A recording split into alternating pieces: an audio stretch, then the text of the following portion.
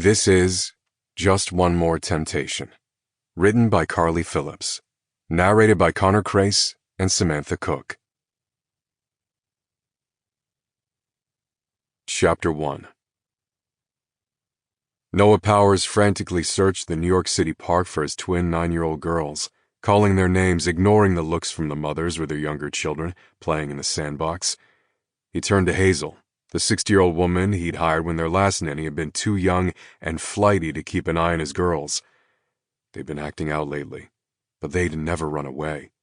Hadn't he lectured them enough about stranger danger and staying with an adult? "Damn it," he yelled, pulling his hand through his hair. "I'm so sorry, Mr. Powers. I was watching them, I swear. They asked if they could go to the pretzel truck on the corner, and I had an eye on them. I blinked, and they disappeared." He ground his teeth together. "Because you didn't go with them." She looked down, not answering since he was right. "You stay here in case they come back." He strode toward the cart and questioned the man selling food, who said he'd sold them a pretzel and soda, but didn't see the direction they went after. Panicked, Noah rushed down the sidewalk, scanning inside each shop and walking into the larger ones. Heart in his throat, he looked in each window, not seeing their brown-haired heads. He swallowed hard, and a horrific thought ran through his head. What if someone had taken them? No.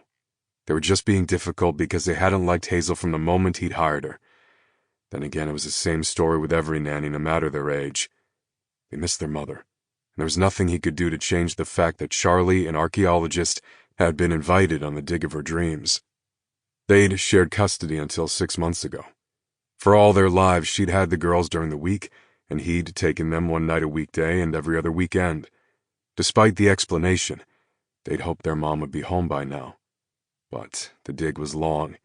Even with Charlie coming home to see them often, it wasn't the same as their mom being here. Noah was doing the best he could on his own, but his kids were disappointed and too damn smart for their own good. One thing he knew, when he found them, they'd be grounded for life. And he would find them. There was no acceptable alternative.